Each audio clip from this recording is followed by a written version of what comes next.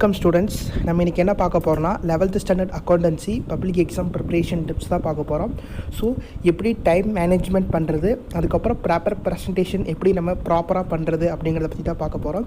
So இந்த வீடியோவை skip பண்ணாமல் ஃபுல்லாக பாருங்கள். கண்டிப்பாக உங்களுக்கு பயனுள்ள தகவல் நிறைய நான் சொல்லுவேன். ஸோ அதனால் ஸ்கிப் பண்ணாமல் பாருங்கள். புது வியூவராக இருந்தீங்கன்னா கண்டிப்பாக சப்ஸ்கிரைப் பண்ணி வச்சுக்கோங்க. நிறைய வீடியோஸ் உங்களுக்காக காத்துட்ருக்கு. ஒரு 3 நாளைக்கு முன்னாடி வந்துட்டு பார்த்தீங்கன்னா நம்ம என்ன பண்ணியிருந்தோம்னா லைவ் கிளாஸ் போட்டுட்ருந்தோம். ஸோ லைவ் ஆன்லைன் கிளாஸ் தினமும் வந்துட்டு 6:30க்கு வந்துட்டு லைவில் வந்துட்டு ஒரு சமமாக நான் எக்ஸ்பிளைன் பண்ணி உங்களுக்கு வீடியோவாக போடுவேன். ஸோ இதுக்கு முன்னாடி போட்ட வீடியோஸ் எல்லாமே டிஸ்கிரிப்ஷனில் லிங்க் கொடுத்துருக்கேன், ப்ளேலிஸ்ட் லிங்க். ஸோ பார்க்காதவங்க அதையும் பார்த்துக்கோங்க. ஸோ பேப்பர் ப்ரெசன்டேஷன் அப்படிங்கிறது வந்துட்டு நம்ம எப்படி எழுதணும் அப்படிங்கிறத ஃபஸ்ட்டு நான் சொல்லிடுறேன். ஸோ பார்க்குறதுக்கு வந்துட்டு நீங்கள் பார்க்குறதுக்கு அழகாக எழுதணும், சரிங்களா?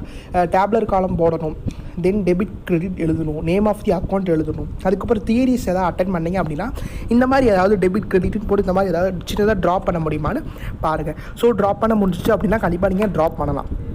அதுக்கப்புறம் பார்த்தீங்க அப்படின்னா வந்துட்டு நீங்கள் வந்துட்டு என்ன பண்ணுறீங்கன்னா இந்த மாதிரி எரர்ஸ், இப்போ கிளாசிஃபிகேஷன் ஆஃப் எரர்ஸ்னு ஒரு கொஷின் கேட்குறாங்க அப்படின்னா நீங்கள் 1 2 3 போடாமல் இந்த மாதிரி பாக்ஸ் டைப்ஸில் போட்டு எழுதலாம். ஸோ அது பார்க்குறதுக்கு கொஞ்சம் அட்ராக்டிவாக இருக்கும். தென் வந்துட்டு பார்த்தீங்கன்னா நீங்கள் அக்கௌண்ட் ஷீட்லேயே எழுதினாலும், நீங்கள் அக்கௌண்ட்ஸ் பேப்பர்லேயே எழுதினாலும் அதை வந்துட்டு நீங்கள் கண்டிப்பாக டேப்லர் காலம் போட்டுருங்க. அதே மாதிரியே வந்துட்டு ஜேர்னல் லெஜர்லாம் நீங்கள் எழுதும்போது 𝐿𝐹 காலம் கண்டிப்பாக நீங்கள் கொடுக்கணும். ஸோ ஒரு சிலவங்க அது கொடுக்காம மறந்துடுவீங்க. அதுக்கப்புறம் பார்த்தீங்கன்னா டெபிட் கிரெடிட் டெஃபினட்டாக எழுதணும். அது எழுதாமல் விட்டிங்கன்னா கண்டிப்பாக உங்களுக்கு ½ மார்க்ஸ்லேருந்து 1 மார்க்ஸ் வரையும் கண்டிப்பாக போகும். ஸோ டெபிட் கிரெடிட்டை தெளிவாக எழுதிக்கோங்க. அதுக்கப்புறம் வந்துட்டு பார்த்தீங்கன்னா ஃபாண்ட்டெல்லாம் கரெக்டாக எழுதுங்க. இப்போ ஃபார் எக்ஸாம்பிள் பார்த்துட்டிங்கன்னா வந்துட்டு உங்களுக்கு காட்டுறேன். ஹேண்ட் ரைட்டிங் கொஞ்சம் நீட்டாக எழுதுங்க. ஹேண்ட் ரைட்டிங் கரெக்டாக இருந்தால் தான் வந்துட்டு கரெக்ஷன் பண்ணுறவங்க வந்துட்டு ப்ராப்பராக பார்த்து கரெக்ஷன் பண்ணுவாங்க, சரிங்களா?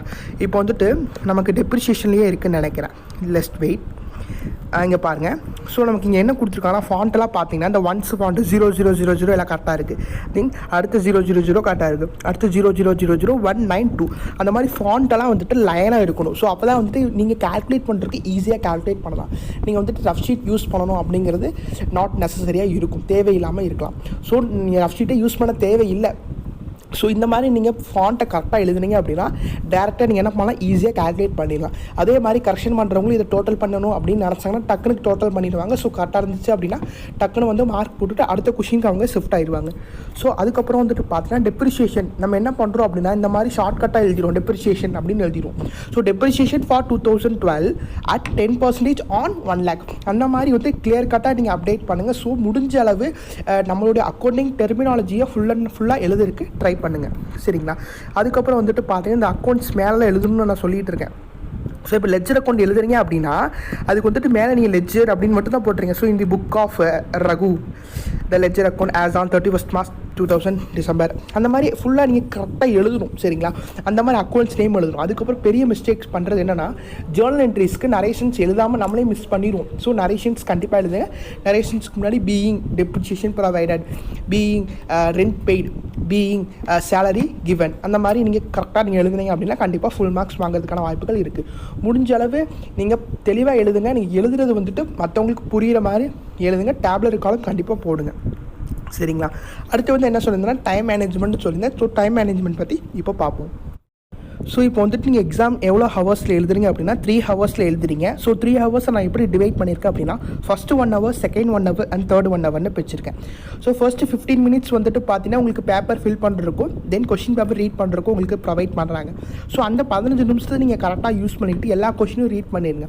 ஸோ நம்ம வந்துட்டு ஆன்சர் எழுதும்போது ரீட் பண்ணிக்கலாம் அப்படின்னு நினைக்காதீங்க. ஸோ முடிஞ்ச அளவு 15 நிமிஷத்துலேயே நீங்கள் எது அட்டன் பண்ண போகிறீங்க. இப்போ 2 marksல 7 தான் அட்டன் பண்ணணும். ஸோ அந்த 7 எது அட்டன் பண்ண போகிறீங்க அப்படிங்கிறது நீங்கள் டிசைட் பண்ணி வச்சுக்கோங்க. ஸோ அப்போ நீங்கள் எழுதும்போது உங்களுக்கு ஈஸியாக டைம் மேனேஜ்மெண்ட் ஆகும். ஸோ ஃபஸ்ட்டு 1 hourல நீங்கள் என்ன பண்ணுறீங்க அப்படின்னா 1 mark 2 marks எழுதுக்கு பிளான் பண்ணிக்கோங்க. ஸோ 21 marks 7 2 marks எழுத போகிறீங்க. ஸோ ஃபஸ்ட்டு 1 hour கண்டிப்பாக உங்களுக்கு எனஃபாக இருக்கும். தென் செகண்ட் 1 hour, செகண்ட் 1 hourல நீங்கள் 7 2 7 3 marks எழுதி முடிச்சுட்டு அடுத்து 5 marks எழுதுறதுக்கு பிளான் பண்ணிக்கோங்க. ஸோ 5 marks நீங்கள் வந்துட்டு ஒரு 2லேருந்து 3 வந்துட்டு செகண்ட் 1 hourலேயே முடிக்கிறதுக்கு கரெக்டாக பிளான் பண்ணுங்கள். தேர்ட் 1 hourல பேலன்ஸ் 5 marks முடிச்சுட்டு ஒரு தடவை ஃபுல்லாக கோத்ரோ பண்ணிவிட்டு நீங்கள் எழுதி முடிச்சிடலாம். ஸோ நீங்கள் first 1 hour, second 1 hour, third 1 hourனு பிரிச்சுக்கிட்டிங்கன்னா கண்டிப்பாக உங்களுக்கு யூஸ்ஃபுல்லாக இருக்கும். ஸோ ஃபஸ்ட்டு 1 hourல 1 mark 2 mark, செகண்ட் 1 hourல 3 mark அண்ட் 5 mark, தேர்ட் 1 hourல பேலன்ஸ் 5 marks முடிச்சுட்டு நீங்கள் ஒரு தடவை பார்த்துக்கலாம் இந்த மாதிரி நம்ம எழுதியிருக்கோம் அப்படிங்கிறது. ஸோ லாஸ்ட் இருக்க ½ hour நீங்கள் என்ன பண்ணுறீங்க அப்படின்னா ஆன்சர்ஸ் செக் பண்ணிவிட்டு தென் ஃபார்மேட்ஸ் நம்ம கரெக்டாக எழுதியிருக்கோமா அப்படிங்கிறத செக் பண்ணிக்கோங்க.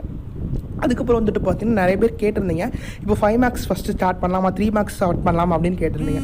ஸோ வந்துட்டு நான் என்ன சொல்லுவேன் அப்படின்னா, நீங்கள் என்ன பண்ணுறீங்கன்னா ஸ்டார்டிங்லேருந்தே போங்க.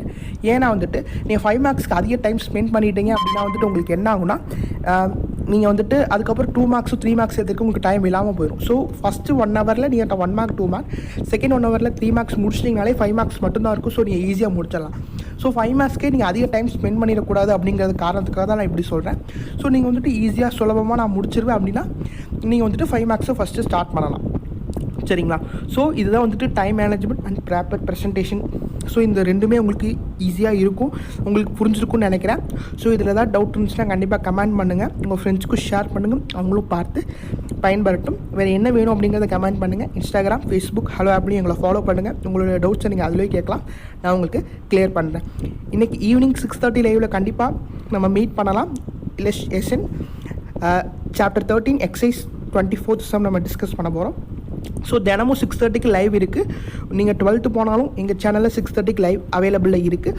ஸோ அதை பற்றி நம்ம ஃபுல் டீட்டெயில்ஸாக பார்ப்போம். கண்டிப்பாக இன்றைக்கி லைவில் கனெக்ட் ஆகுங்க. நன்றி.